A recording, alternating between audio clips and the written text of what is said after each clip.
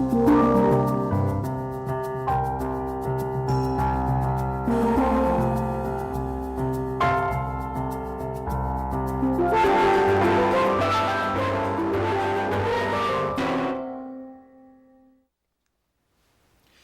Guyana Power and Light Incorporated recently announced that it has proposed a 26.7% increase in electricity tariff. Of course, the GPL indicated that the proposal was submitted to the Public Utilities Commission.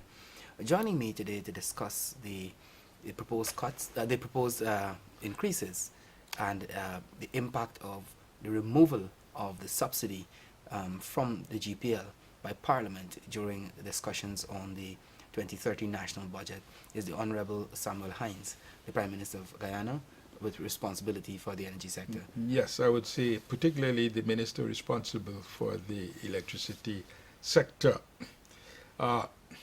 This increase proposed by GPL must be seen as coming after 5 years of no increase, during which time oil prices have risen by about 60%. And the costs of oil is constitutes about 80% of the cost of providing electricity. So GPL has been foregoing increases which it ought to have received over this period of time. And I think there are calculations that run into the order of $20 billion or so of foregone income. So we should see this 26.7% increase as a big step. Yes, it is a big step. It's very demanding on people, but it should have been coming instead in maybe smaller steps each year of about 5% a year, which was allowed by the license of GPL and by which came out of considerations of sustainable income levels for the utility. So it is 26.7% is a big step, but it comes after 5 years of no increases. It comes after 5 years of greatly increased cost, particularly for oil. And the alternative, looking back and maybe looking for the future, is for the annual review to be put into effect, and in which case one would probably see increases of no more than 5% from year to year. Prime Minister, you indicated that the 26.7% may seem as a huge jump. It is a huge jump, yes. It could have been done over the years. Yes. Is it in essence you're saying that the reason why there wasn't the increases, maybe at 5% per year, is because of the subsidy from the government to GPL? Yes, the subsidies would have met a lot of the shortfalls in the income required by GPL. I think, we should look at this issue against the background of electricity provision in Guyana over some time, so that one could see, I think one would see some lessons. I think particularly from the early 70s, when there were the huge historical oil shocks, increases in oil prices, governments of the day of that time, and our government has continued to, also not wanting to pass on these price increases immediately to the customers. And so there have been social policy, more openly or more explicit or more implicit, of helping the utility by subsidies and by assisting it in various ways. So that is the background that we should bear in mind. We should recall too that in the period of the 70s and 80s, when our country was short of money and the government of the day didn't have any, what happened then is that the electricity prices were held lower than they should be, yes, but then the company didn't have the money to maintain its and expand its network and its generation, so that by the end of the 90s, by the end of the 80s and in the early 90s, when this administration came along, I think the older Guyanese could recall how electricity provision was by that time. I think for many people, electricity was provided maybe for about 50% of the time, and one was very uncertain as to when it would be. It could be any time. So the point here is that the utility needs to have enough money to keep itself running. And when we suppress the prices, the tariff that it should have, then that amount has to be made up, or the service would be degraded. That has been our experience. From about 1994, when this new government came in, when we came in new then, we focused on improving generation with the purchase and installation of the first 2, and then 4 additional other watt chillers, and we have been focusing on the generation side because that was most critical. But we were aware too that transmission and distribution was also an issue. Indeed, when we came into government, when I came in there, I did see a report which called for the upgrade of the transmission and distribution of the GEC of that day. And at that time, with half the consumers that they have now, it was suggested that there needed to be some three substations around the country, say. And now we are into the program. We have maybe 2-3 years ago started the program to upgrade transmission and putting in some 7 substations around the country and enlarging 3 others. And GPL, there needs for it to be an additional 1 or 2 more, and GPL has been thinking of doing those additional substations out of its own earnings. So the supply of electricity has been tremendously improved since 1994, let us say. It's been tremendously improved, and I think in many ways now we are approaching similar levels in countries across the Caribbean. We are getting to those sorts of levels in terms of quality of supply. So electricity has been tremendously improved. We still have the issue of funding the electricity that we all want. I would say that there's been lots of criticisms by some quarters, some opposition people, and some of the commentators in the newspapers have been alleging that, claiming that GPL is improperly run, the board, attacking the board and the management and all the employees. I would say that that is not so. That is not so. The big issue, one of the big issue with GPL is the losses. If one compares performance of GPL with other utilities, the big loss there, the big cost factor is the losses.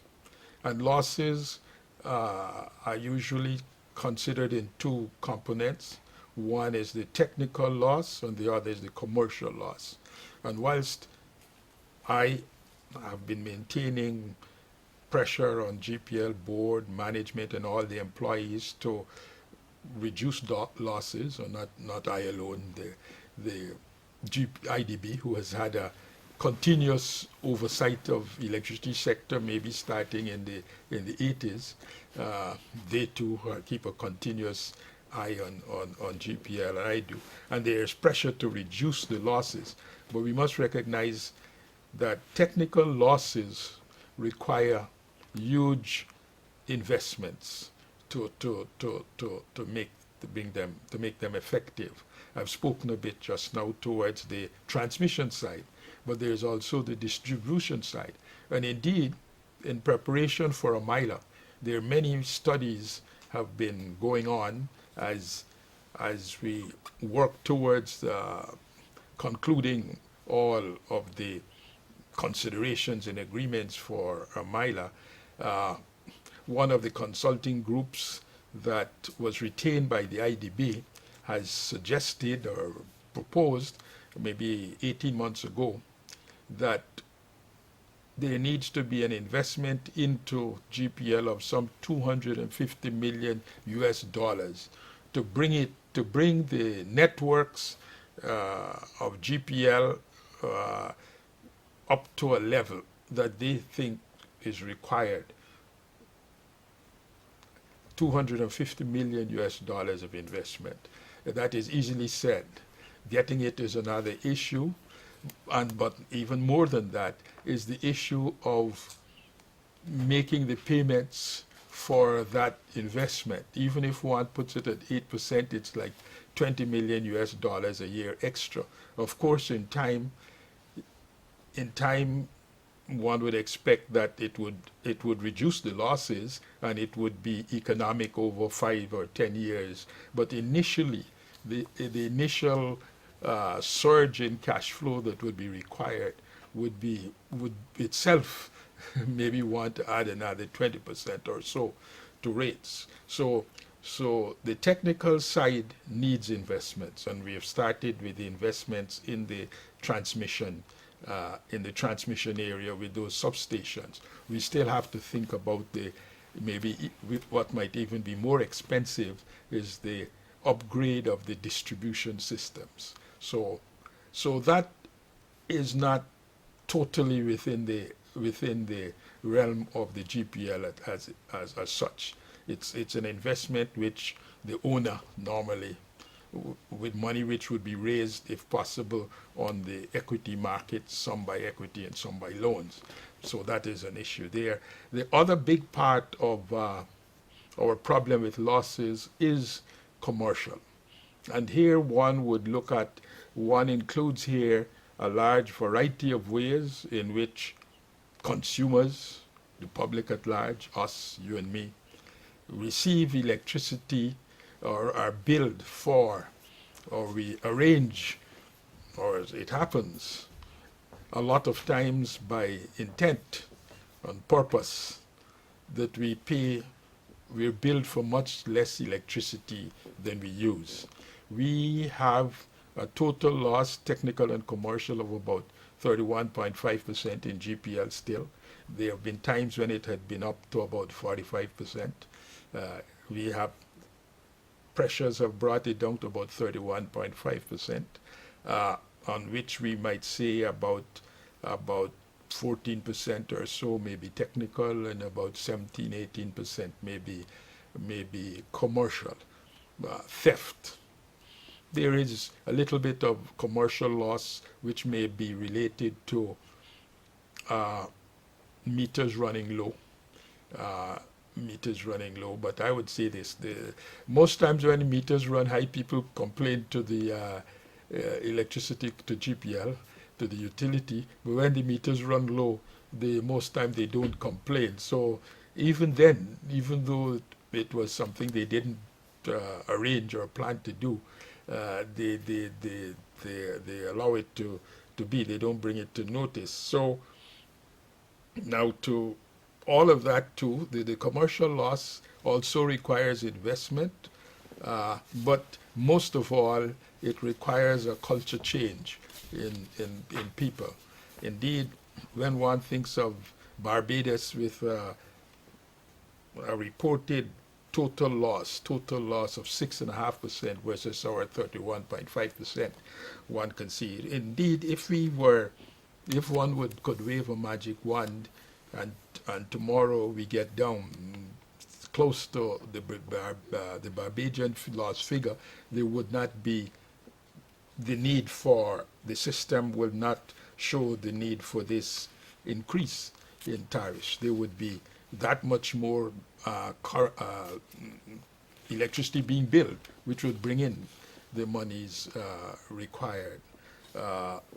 So the big area of concern for us in Guyana the big area of concern for me in Guyana is this area of losses, technical losses which require mainly capital investments, which bring with themselves there, at least initially for the first 5 years or so, significant increases in tariffs too. And then there is the commercial loss, which one could address also with some amount of capital inputs too, which could be pretty large, but which in the end, in fact, circumstances have been showing now that the meters that we put great faith in, that were advertised and seen to be used, recommended to be used, that Guyanese have maybe gone out of their way again to find ways to defeat them. So until there is, whilst we would continue seeking also on the commercial side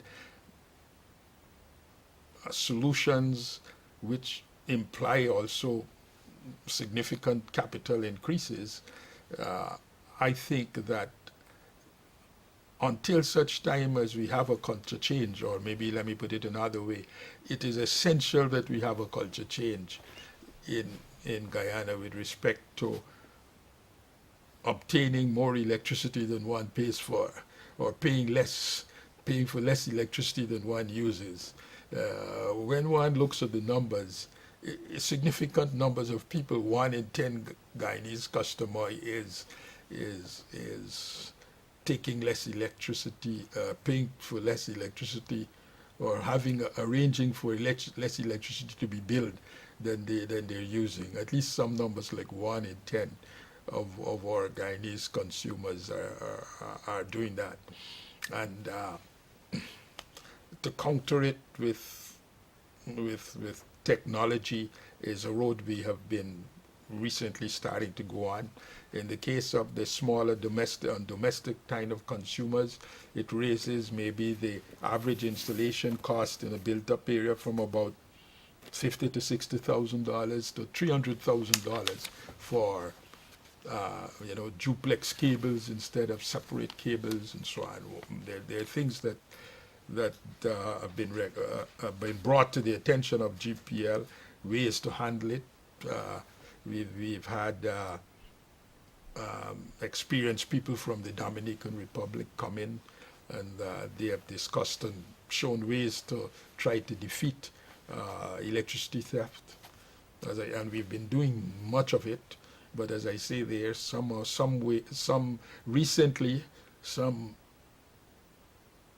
meters, both large and small meters, that have come well recommended. It appears that or a number of our Guyanese people have gone out of their way, more or less, to find ways to defeat them. Prime Minister, I want to bring you back, though, to the 26.7% increase. As it relates to what Guyanese are paying now, and what this 26.7% increase in terms of the dollar value, yes, what it means exactly. Well, right at this time, the average price per kilowatt hour billed is about $63. And with this increase, it will go up to about $80. But this increase, this new price, $80 per kilowatt hour, it would still be well within the range. It will be about the middle of the range for the Caribbean. I know that when I speak and say it's middle of the range, many of the people I speak with come back and tell me, but we're not getting paid the same rates as people in wherever, Jamaica or Barbados or wherever. But the answer to that is always, when GPL goes to buy fuel, it pays the same price. It may even pay a bit more than some of the other people. And when we go to buy motors and generators and insulators, we're paying at least the same kind of prices. In fact, we have smaller. Our generators now we've been increased the size to about 8 megawatts. I think in Barbados they have 20 megawatt size generators, which bring with them the larger sizes can achieve greater efficiencies, greater conversions, and so on. So when we go to buy the materials, and the provision of electricity is about 90% foreign costs, we don't have any advantage there compared with other countries. I think we do make some savings in our labor part, but that may only be 5-6% of our total cost, local labor cost. I want to take you over a little bit to the political side. I think the issue of how much GPL is now proposing and its implication on the consumers is well ventilated. It's very much in the public domain. But at least one political party, the Alliance with Change, is saying the proposed increase is unjustified. It's unjustifiable for GPL to propose such a huge increase. Of course, I think your explanation of the progressive increase would have somewhat addressed I've been that. trying to address the issue of it being unjustified, as you said there. The alternative, maybe which we should have considered more, taken more at heart. But one is always hoping that something will happen that will make things maybe easier and avoid the pain. Let us say avoid the pain. But after a time, it gets to a point where steps have to be taken. And I think I want to speak to the cuts too, as you've opened up it, to speak to the cut. The cut in the budget for GPL has been cost us more than the cut itself, in that it has exposed the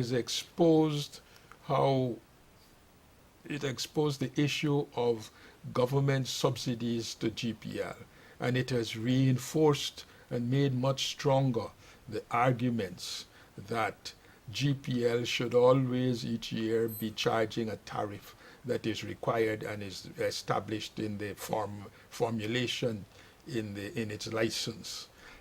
It has caused much more focus on that because the government support via the budget is now seen to be questioned, and also for a miler, for going ahead with a miler where GPL is the off-taker for that power with a PPA, power purchase agreement. But GPL, the investors must look to the flow from GPL, the annual flow, monthly annual flows from GPL to make the payments, to meet the payments. And in the course of all these sorts of businesses, one could call for accounts to be established so that you could have recourse to it if the payment is late, or if the money isn't being there. So GPL, in any case, initially would have been expected to do certain things, to establish certain accounts of assurance and so on. And these cuts have made the need or the arguments for these accounts and these assurances even greater. They've made the arguments even greater because they have exposed that government subsidies to GPL via the budget is not dependable. It has made that statement. And we have the same issue too with Amila itself, and it is almost inconceivable that the AFC in its statement today could call for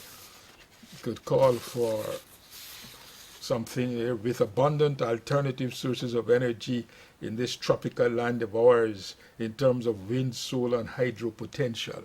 Now, wind and solar, the prices are coming down, but to this moment, they are not competitive, at least not in our situation. They are not competitive with the heavy fuel oil, electricity generated from heavy fuel oil that we're doing it. We keep these matters under continuous review. it's getting better. All of them are getting better, but they're not yet competitive with electricity produced from heavy fuel oil. That's wind and solar aren't. The only thing that is competitive is hydro, and it is very much competitive. Although the costs of a mile is estimated now at that high figure of about 840 million US dollars, including the transmission line down to Georgetown. The price is still being expected to be about 12 cents a kilowatt hour in Georgetown. At this time, with heavy fuel oil, we're looking at about 22 cents, or that region, per kilowatt hour with heavy fuel oil. We also have some higher cost diesel oil generation, which gives maybe an average price of generation of 26 cents a kilowatt hour. So hydro, they call for hydro. They call for hydro to be pursued. But that's exactly what we've been doing. And then they join in cutting the budget. They cut the budget for a miler also. They cut the budget for a miler. Of course, they come back and say that they said that when everything is in place, when the IDB has its money in place, and when everything is in place, come back to the Parliament, and then they will put in place the possibility for the government to spend the money. And this, too, let us recall, is money that is in the GRIF fund. It's not money that comes out of the other side of our consolidated fund. It doesn't come from directly from it doesn't come from revenue raising. But they said come back. But what they don't seem to appreciate, again, they have put questions about what will really happen in Parliament. You know, imagine you put yourself in the place of somebody lending money for a miler and maybe investing in a miler. And then when the Parliament says, look, you wait until everything is in place, then we come back to us and we put our money. It must create sense of uncertainty, and once there's sense of uncertainty, all sorts of things start to happen. Rates go up, requirements for assurances, all of those things increase. The fundamental question, PM, before we will continue with the discussions in terms of how the other political parties would have viewed the proposed GPL increase. But the fundamental question in the minds of Guyanese is it because of the budget cuts GPL is in this position now? Listening to all, you talked extensively about investment in the capital program of GPL, etc., etc. In 2013, GPL is proposing 26.7% increase in tariff. Incidentally, it is this very year that the opposition would have cut $5.2 billion from the budget. Yeah. Last year they did, but Yes. because of the court proceeding, it was restored. Yes. Is it because of the cuts GPL is placed in this position? I would say it certainly precipitated it. GPL situation has been difficult. It has had to depend on government support for meeting current costs, but also to meet investment directly into GPL. A lot of it comes via concessionary loans that we would have arranged either with the Exim Bank of China or the IDB from time to time in the past, like the UAP, Unserved Area Program. Government has been arranging soft loans towards GPL and monies from the Petro-Caribbean account. So we've been arranging that, but all that money has to get to GPL via the budget, and putting the cut in this year has precipitated things. It has precipitated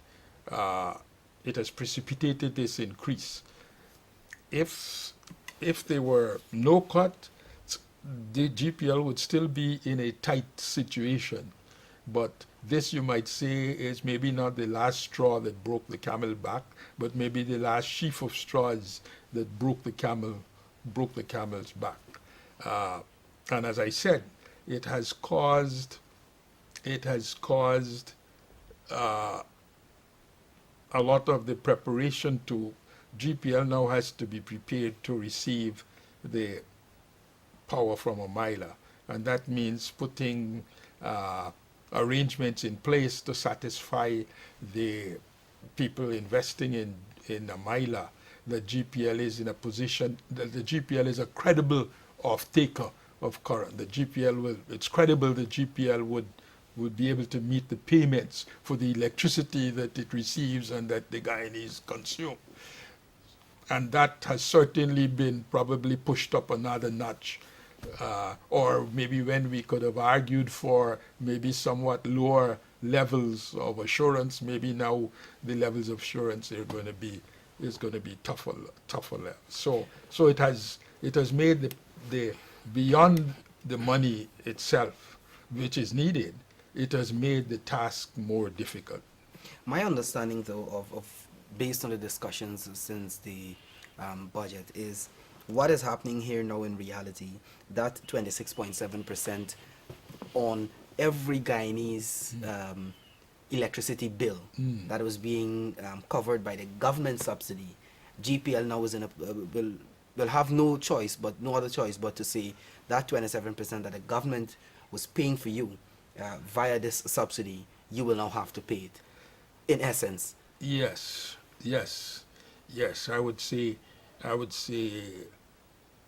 that is the situation. Yes. Prime Minister, back to what the other political parties are saying, though. The AFC said the proposed hike in electricity rates by the state-controlled GPL must be vigorously resisted by the Guyanese people. And also the party is saying that this proposed hike could provoke huge national unrest. Do you see this as a sort of call? I would like to appeal to the people of Guyana, and to some extent that's why I went through our histories from the 70s.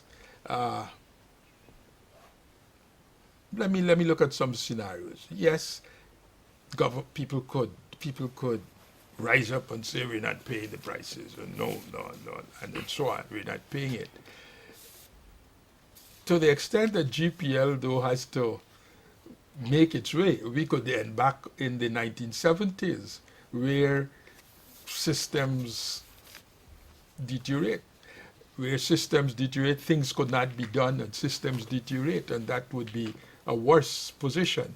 That's why I went through what happened from the 70s on. In fact, one day, I think in 1978, we were without power for about 2 or 3 days, totally down in Georgetown. And I would want to speak honestly to our people that we are giving and have been giving great consideration to the issue of electricity tariffs and the prices. We ask people. But costs eventually have to be met. We have the same thing with fuel. And Petro-Caribbean, in the 70s, in the 80s, Trinidad was maybe being very brotherly to us, and for a period were sending fuel without payments, and then eventually one day they themselves had to say, look, this far and no more fuel too. We will make it. We will get through. We will get through these challenges, and certainly, I'm speaking here as Minister for Electricity, responsible for electricity, and I know certainly the cabinet as a whole, the president himself, would may have to take a broader view, and so on. But from the electricity sector position, certain funding is needed. And let me address the question again that people say there's not information about about the GPL, and it is not transparent and so on. We have never shirked from presenting information and more than information requested to the relevant committees of Parliament. We have never shirked. I have gone there before. The documents, a lot of reports from the IDB, and on the question of studies and inquiries, the IDB has had a continuous series of studies of the electricity sector in Guyana, even before we came along, from maybe the mid-80s onwards. There have been a continuous study of electricity provision in Guyana. And one of the most the consistent theme throughout of them has been that it doesn't serve anybody any good by suppressing the prices. In the long run, it catches up with you. You couldn't carry it all. In the long run, it catches up with you. That has been a consistent theme in all of these reports. We have been mindful. We have not been unmindful of it. Our hope has been, particularly with a mile in view, our hope has been that we could somehow manage until when a miler came along, when that will give us a lot of ease, and we could then maybe manage some of the, let us say, debts that might have been accumulated over the period of time. So we have not been unmindful of those comments of those reviews. And our hope has been that by the time we get to a miler, that we will make it to a miler, and then we'll be in a position to manage liabilities and so on that might have been accumulated onto that period. But all of that was put into question by the cuts. So the cuts, both the GPL and a miler, is not just the cuts themselves, but it's the question and the uncertainty that has been created in government subsidies and government continued subsidies, that the subsidies will be caught up in political positioning and leveraging. Therefore, they are not, to depend on them, the question has been raised. Prime Minister, since the announcement by GPL that it has proposed this increase and so forth, it has been generating some sort of national debate, particularly on social media. A lot of Guyanese are asking questions, and one of the very popular ones that are coming about is that of the national cost now, that should this be approved, Guyanese along the coast will have to pay as against the Linden situation. The subsidy for the coast has been cut. I'd like to talk to that. And again, looking at it, I think I would like to say to people out there, all our Guyanese people, that electricity has been receiving a lot of our attention.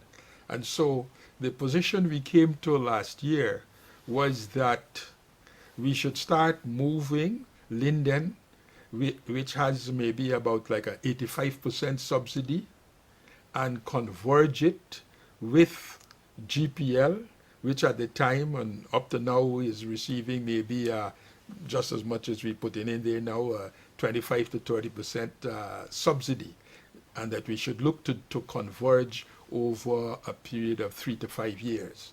So we were supposed to start taking steps. And in any case, when a miler comes along, and as Mr. Burnham had said, since '76, Linden was to be integrated into the national grid, it becomes even more unavoidable once a miler comes along. So we said, let's start this movement.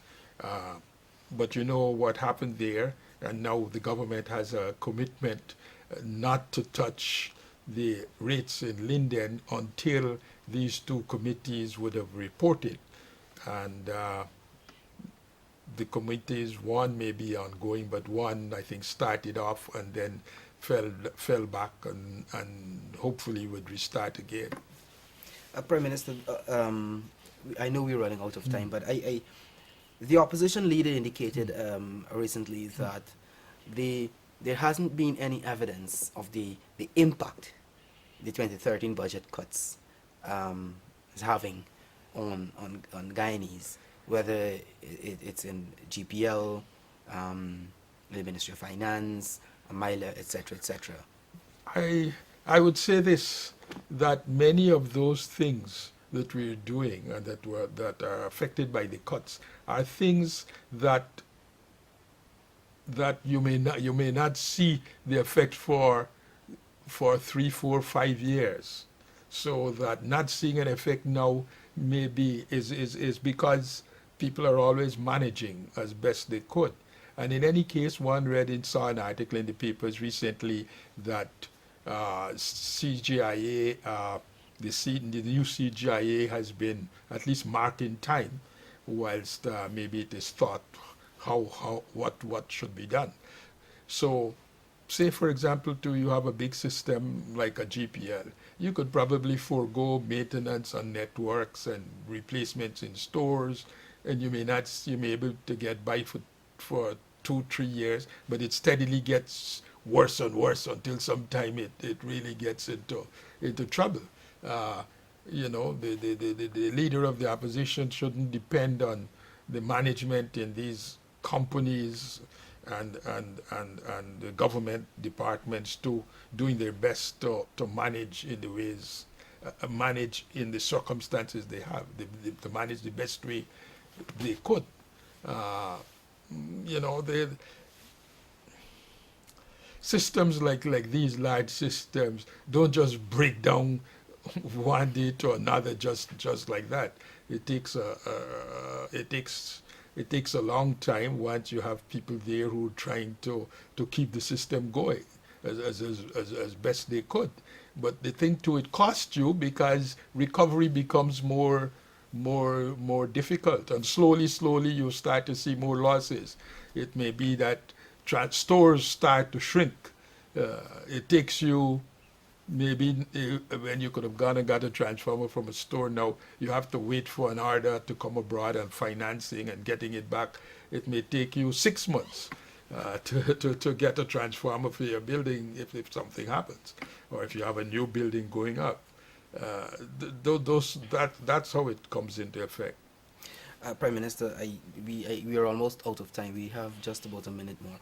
Your final comments as it relates to the proposed increase, and in particular, your call to Guyanese in face of the AFC's comment that this may provoke national unrest. Well, I'd like to call on my Guyanese brothers and sisters to see this increase as coming after 5 years with no increase, and seeing that this increase really should have been coming in an annual steps of about 5% along the way.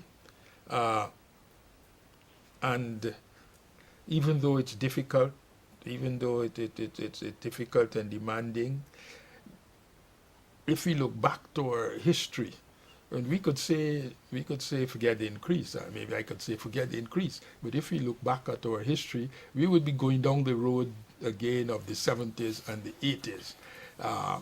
It's something we have to deal with. It's something we have to deal with.